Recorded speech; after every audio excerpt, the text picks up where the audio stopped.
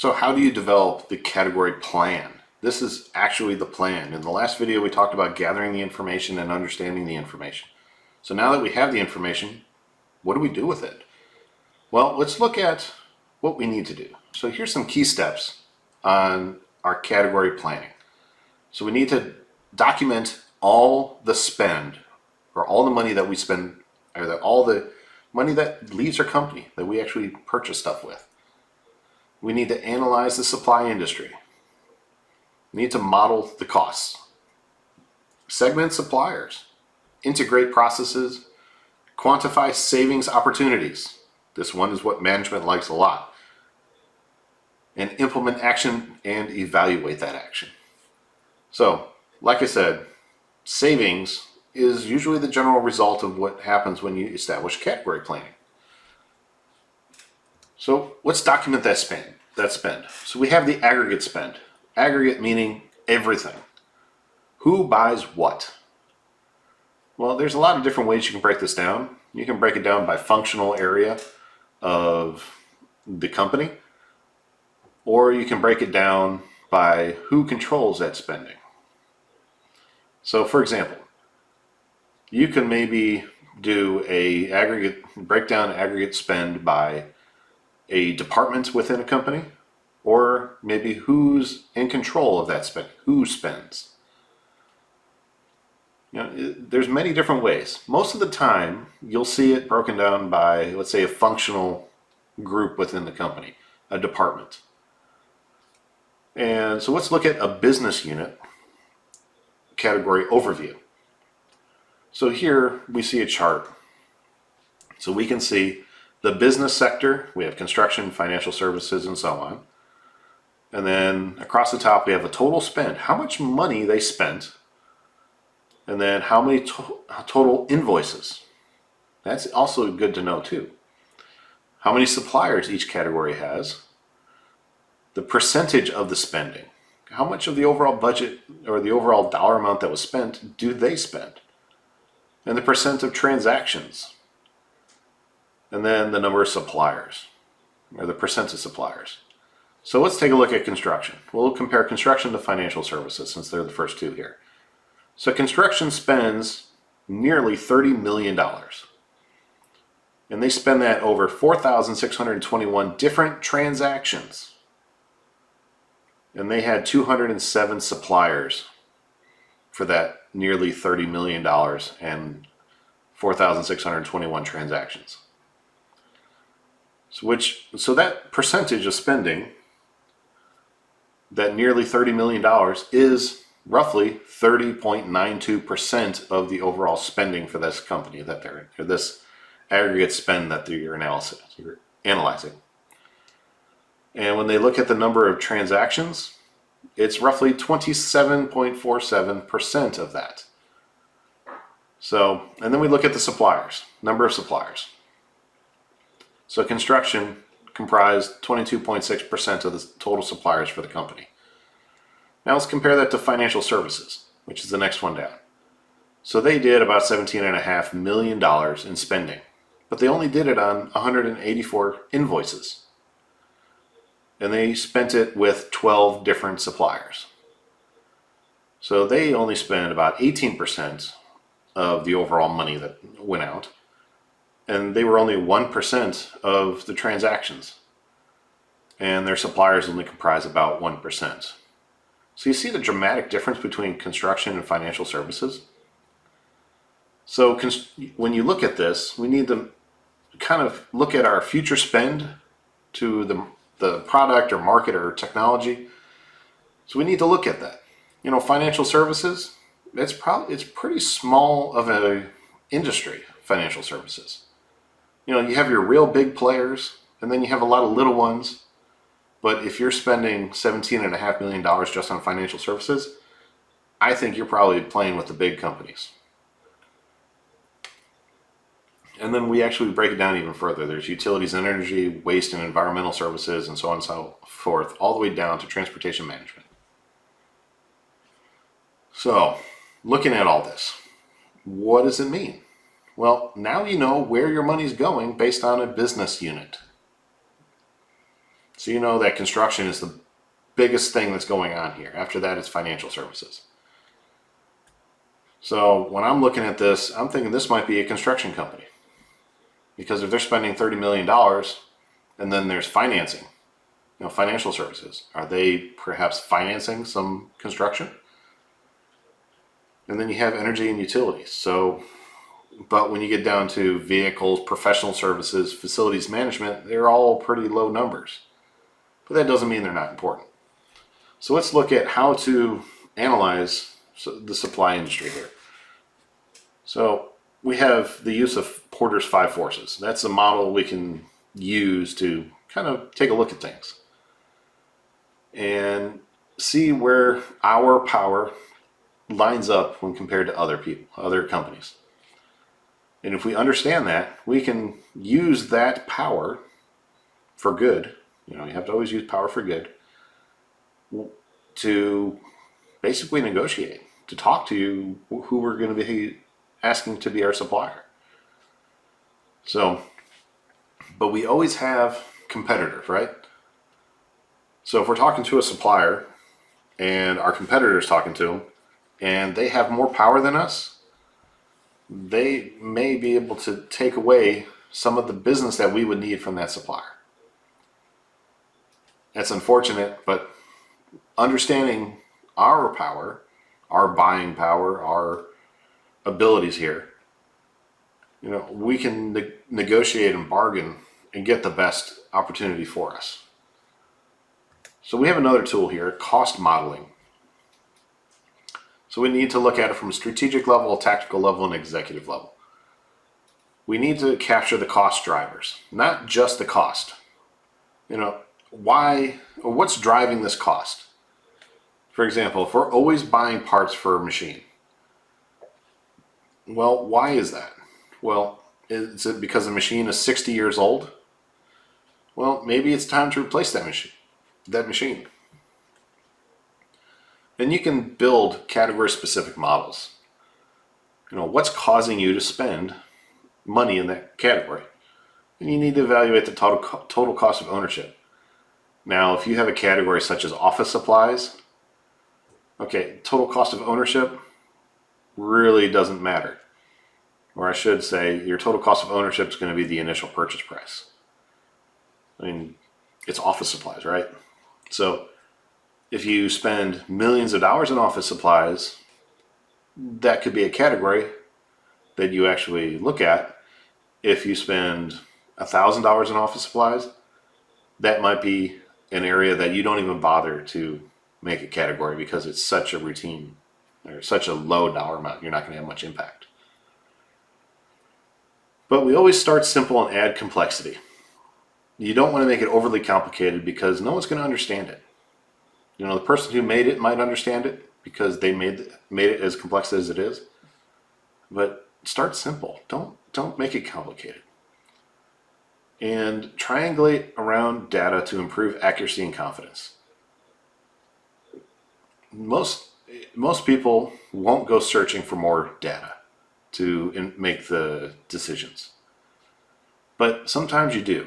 And that, triangulate by going to find the data that you need. It might take a little bit of effort, might cause you extra work, but find that data. That's definitely going to help you. So we need to segment our suppliers. So are they a sub-commodity? Are they a business unit, life cycle, production processes, technological evolution? All these are segments that we can use for breaking up our suppliers. For example, if our business unit is research and development, well, we might have to have a different group of suppliers because of their latest project that they're working on. But then we have technological evolution. So we might be doing a bid process, request for information, request for bid, request for proposal, all these different RF 3-digit acronyms. And so we might use technology now. And we need to see or invite suppliers to participate in that process. You can invite any supplier to do that. Just If they put in or whatnot, that's up to them, but at least you reached out to them and said, hey, we have an opportunity on this website. Could you put in a bid? Because we'd love to consider you. It can't hurt. It'll be one more that you can evaluate, and who knows, maybe that's the company you end up with. So by segmenting, you can determine the best type of supplier for your need. Because if it's something such as buying office supplies, well, do you really need, 5 suppliers for office supplies? Or do you maybe need 2? For example, Staples and then Office Max or Office Depot. That might be what you do, but do you really need 5? I don't think you do.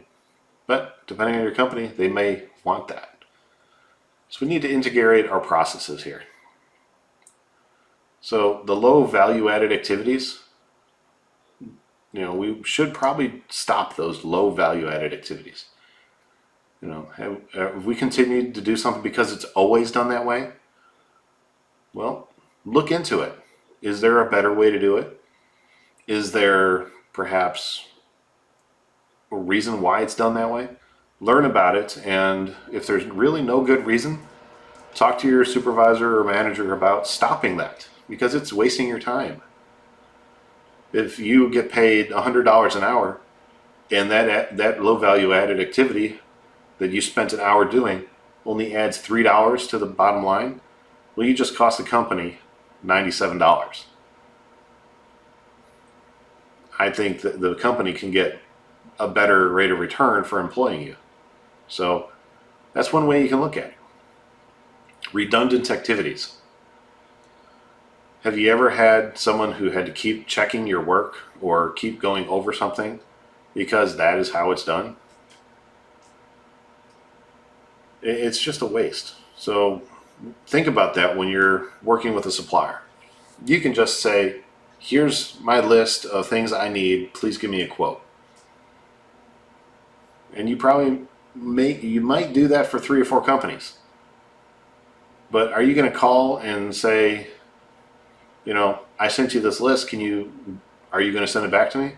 And you do that 3 or 4 times? I can tell you, I might make one phone call, see if they're doing something, or send an email. If they don't, it's done. Or if we're all doing the same thing, it's unnecessary, it's redundant. So quit it. All right, ineffective processes. So we need to better align our supplier and buyer processes. It's a waste of time sometimes to have meetings where nothing gets accomplished, right? Well, you can think of it the same way. If you're working with a supplier because that's the process and it's not going anywhere, no one wants to continue to do that process. So perhaps that process needs to be reevaluated, maybe removed or made redundant, or just maybe redesign it and make it work better. All right, so role shifting opportunities. So who does it better, you or your supplier? Decide when it makes sense to shift the role. So if you have your supplier that's doing customer service for you, you outsourced your customer service department, there should be no reason that your customer service is doing anything. Or if you have a call center and they're like, let's say level 1 call center, where they have everybody calling into the call center, but everything keeps going to level 2, which is actually your employees at your company, what is the value of having that level 1? So that might be redundant activities, might be an ineffective process or inefficient process. So maybe you just need to shift the roles. Maybe some of your people need to be level 1, kind of mix it up a little, or just get rid of the company. Could be a possibility. So think about that. There's all sorts of things. You just need to evaluate what's going on here and maybe integrate things to be better, combine some steps, do what you need to. And then we need to implement an action plan. So we actually write down the plan. What needs to be done, when will it be done, who is responsible, and what resources are needed. Those are the basic things, let's say, of a project charter. In project management, a project charter is essential. That gives the authority for the project manager to actually do something. So, knowing all this, you can see, okay, what needs to be done? A, B, C, D, and E. Well, you can actually go down the list. Okay, we finished A, we finished B, we finished C, but we're still working on D, and after D's finished, we're going to move on to E. You have a checklist, so it's extremely valuable. And you have to evaluate how you're going as you're going through it, and afterwards. Was there a way that it could have been done better now that you're looking at it in hindsight? You know, only you can tell. Maybe you did it perfectly the first time. Maybe it went horribly the first time, and everybody has some input to give, and they didn't give it because they just wanted to get it done because it was so bad. Well, at the end, bring everybody together and talk about it. Do it and learn from those lessons. Sometimes they're called a lessons learned meeting. You know, these are extremely valuable. Yes, they take time, but they're valuable. Okay, so we need to build a cost model. So we need to make a baseline and segment the spend. So this would be like the baseline would be our current way we're doing things, or what it was before. And we need to quantify significant elements of the cost of ownership. So what are the major costs involved, and why are we spending that kind of money? And we need to use our cost drivers to build cost of ownership models at the commodity or category level. So we're not trying to be at the top level looking down. We're trying to be a little bit lower, a little bit deeper, and build our cost drivers in. We need to build supplier level total cost model based on key drivers. So how can you do that? Talk to your suppliers. What's going to make it where things are better for your company? And you can build a cost table at the item level. This may be a little bit too much for some companies, but you should be able to talk about it at the item level. You might be able to say, okay, well, copy paper. You know, most businesses use a lot of copy paper. Well, spending $60 a case of copy paper, you can just say, okay, well, copy paper costs this, pens cost this. You don't have to say, well, 92-pound copy paper that has a 96% brightness is this. You don't need to go that detailed. You can just use general categories. No, item categories like paper, pens, that kind of stuff. All right, and then this is the one management wants to see: quantifying savings opportunities. So we need to quantify the benefits of your plan. And if you don't have the number, it's just an opinion. So you need to have some data to back up your stuff here. So here we can see, you know, rent is $10 million. Equipment is $5 million. Materials for production, $6,500,000. You know, we have all these numbers. Well, what about if we can say that we can save 3% on utilities? Well, 3% out of $2.5 million is quite a bit of money. So that might be worth explaining, well, how can you do that? Because most utility companies don't allow you to negotiate, right? Well, if you're in a deregulated state, you might be able to say, well, this is our current electricity supplier, but we're going to switch over to this company and it's going to save us 3%. Well, now management knows that you've actually done the work to say, yes, 3%. You know, some categories, they may say, well, let's say travel. Travel is $1.5 million. Well, what if you were to have your people stay at a certain brand hotel when they travel, or use a specific rental car company, and then you negotiate better rates with that rental car company? So that could be useful.